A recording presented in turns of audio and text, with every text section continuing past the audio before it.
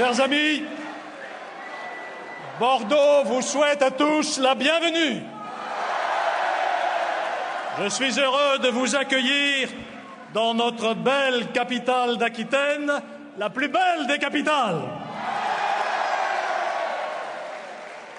Il y a quelques jours, j'ai entendu Nicolas Sarkozy terminer son discours en lançant cet appel « Aidez-moi ». Eh bien, en vous rassemblant en foule aujourd'hui à Bordeaux, vous lui apportez la plus belle des réponses. Nicolas, nous sommes avec toi. Nous avons confiance en toi, dans ta victoire, dans la victoire de la France.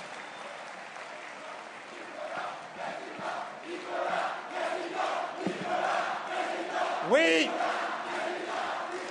mes amis, j'ai confiance tout simplement dans le bon sens des Français.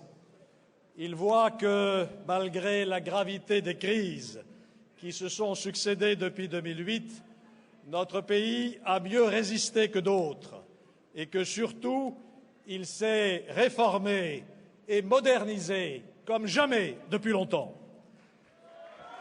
Le candidat du Parti socialiste, qui ne recule devant aucun mensonge, dresse du quinquennat une caricature de mauvaise foi. Et en même temps, il empoche toutes les bonnes réformes que nous avons réussies. Un grand journal du soir, comme on dit, qui n'est pas suspect, vous le savez, de faire une campagne militante en faveur de Nicolas Sarkozy, dressait il y a peu une liste impressionnante de ses emprunts inavoués. Oui, nous avons tous ensemble bien travaillé tout au long de ces 5 années. Et vous me pardonnerez si je ne prends qu'un seul exemple, qui me tient à cœur, celui du programme des investissements d'avenir que Michel Rocard et moi-même avons construit et qui est en train d'injecter 35 milliards d'euros, une somme considérable, dans nos laboratoires de recherche, dans nos universités d'excellence, l'Université de Bordeaux bien sûr, dans nos PME innovantes. Oui, mes amis, nous avons bien préparé l'avenir et nous pouvons en être fiers.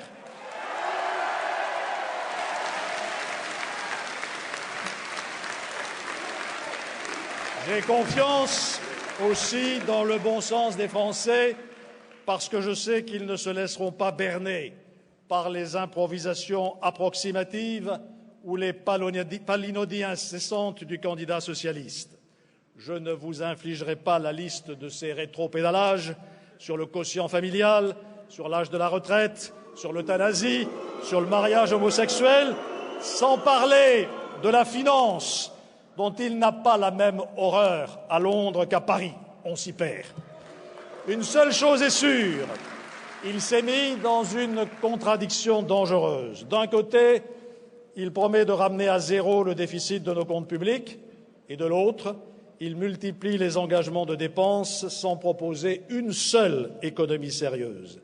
La seule issue, ce serait le matraquage fiscal et social qu'il nous prépare. Il n'est pas de jour qu'il ne nous annonce un nouveau prélèvement, y compris de nouvelles charges sociales sur le salaire, une cotisation supplémentaire pour financer le retour partiel à la retraite à 60 ans, une cotisation supplémentaire pour financer la dépendance, bref, le contraire de ce dont l'économie française a besoin pour améliorer sa compétitivité. Et je ne parle pas de sa bourde historique, ce n'est pas moi qui parle, c'est Daniel Cohn-Bendit, qui a beaucoup évolué depuis mai 68, et qui dénonce précisément cette bourde qui les a conduits à ne pas ratifier le mécanisme européen de stabilité. Je vous le dis, remettre en cause les traités européens que nous avons si difficilement négociés, c'est prendre le risque de plonger à nouveau la zone euro dans les pires turbulences. Bref, il est nécessaire d'éviter à la France l'épreuve douloureuse que serait l'arrivée du Parti socialiste et de ses alliés au pouvoir, une épreuve qui affaiblirait gravement notre pays. Mais, je le répète, j'ai confiance dans le bon sens des Français. J'ai conscience qu'ils choisiront le chemin que leur propose Nicolas Sarkozy, le chemin d'une France forte. La France forte, c'est d'abord une France qui vit avec son temps, une France heureuse dans le nouveau monde, une France qui refuse le repli sur elle-même et le protectionnisme suicidaire. Une France ouverte à l'innovation, une France compétitive, bref, une France qui travaille. Et Nicolas Sarkozy nous propose pour cela des réformes qui permettront de progresser dans cette direction. La France forte, c'est aussi une France qui utilise sa force pour protéger ses citoyens. Une France qui leur garantit la sécurité et la tranquillité dans leur vie quotidienne. Une France qui sait réformer son modèle social pour en assurer la pérennité. Une France qui renforce son unité en tirant profit de sa diversité. Et je le dis ici à Bordeaux, où nous le vivons au quotidien, il est possible de conduire une politique de l'immigration apaisée et consensuelle en se fondant sur quelques principes simples. L'immigration clandestine et illégale est un fléau pour tout le monde, pour le pays de départ, pour le pays d'arrivée, pour les migrants qui sont trop souvent victimes de véritables réseaux de traite humaine. Il faut la combattre énergiquement, aussi bien au plan national qu'au plan européen, comme nous le faisons en réformant Schengen. L'immigration légale doit être organisée pour tenir compte de la situation de notre économie et de notre marché du travail. C'est ce que font toutes les grandes démocraties en Europe et en Amérique du Nord. J'aurai un mot particulier pour l'accueil des étudiants étrangers dans nos universités. C'est une chance dont nous ne devons pas nous priver. Je dis souvent qu'un étudiant étranger qui a passé quelques années en France et qui est de retour dans son pays, à de rarissimes exceptions près, c'est un ami de la France pour toujours et nous avons besoin de ce réseau d'amitié et de confiance.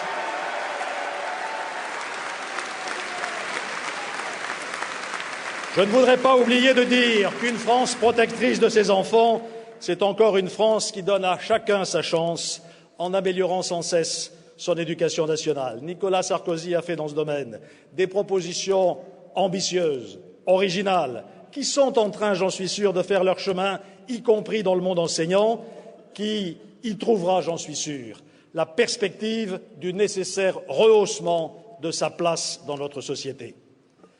La France forte, c'est enfin une France qui choisit un président capable d'assumer la plus difficile des tâches dans des temps difficiles. Nicolas Sarkozy a acquis une expérience internationale inégalée qui lui vaut l'estime de ses pairs en Europe et dans le monde, et je peux en porter témoignage. C'est un président travailleur qui connaît à fond ses dossiers. C'est un président courageux qui sait prendre les décisions que commande l'intérêt supérieur du pays. C'est un président capable d'initiative qui ne se laisse jamais enfermer dans le conservatisme ou la routine. Il est la cible, depuis des mois, d'une campagne de dénigrement d'une violence inouïe. Aujourd'hui, plus que jamais, il a besoin de nous. Et nous savons, nous, que la France a besoin de lui. C'est pourquoi je vous invite maintenant à lui dire, avec toute la force de votre conviction, Nicolas, on t'aime. Nicolas, on a besoin de toi. Nicolas, tu peux compter sur nous. Nicolas, nous allons te porter vers la victoire.